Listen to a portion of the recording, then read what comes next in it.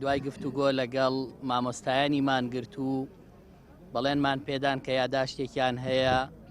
سبەینێ لە ناو ئەنجومەنی نوێنەرانی عێراق یاداشتەکەیان دەخوێنینەوە و وێنەی مانگرتنی مامۆستایان لە مانگی 2 ساڵی 2025 بۆ موچە کە موچەی مانگی 11 وەرگیراوە بگەێنینە هەموو فراکسیۆنەکانی ئەنجومەنی نوێنەرانی عێراق کە بڵین هێشتا خەڵکی هەرێمی کوردستان لە مانگی دوامانی خواردنەگرێ بۆ موچەی مانگی 12 لە هیچ شوێنێکی دنیا ئەم مۆدێلە نەماوە خەڵک بۆ موچەی خۆی کە مافی ڕەوا و یاسایی خۆیەتی کاتێ مانگێک دەوامەکە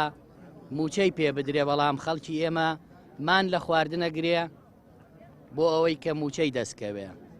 هۆکاری ئەمەش حکوومەتی هەرێمی کوردستانە ئەوەی عایدی بەغدایە ئێمە مەسئولین لێی و ڕوبەڕوویانە بینەوە بەڵام ئەوەی لەسەر هەرێمی کوردستانە بەداخەوە لە یەکەم ڕۆژی دەرچوونی بڕیاری دادگای فیدراڵی ئامادەی تەوتین نەبووە تا ئەم کاتەوە تا دوێنێشکە لەسەر تەوتین و لەسەر بانقەکانی لقی بانقەکانی ڕەشید و ڕافیدەین پێک هەڵپرژان هەبووە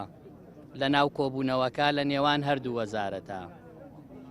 جارێکی تر بابەتی خانەنشینان هاتوۆتەوە پێشەوە و ڕەنگە ئەویش گرفتێکی تری نوێ بێ. ڕاستە بەیانی کۆبوونەوە ئەنجومەنی نوێنەرانی عێراق بۆ دەنگدان لەسەر هەمواری یاسای بودجە تایبەت بە بابەتی نەوت کە ئومێ دەکەین هەمیشە هەر ئومێدمان کردووە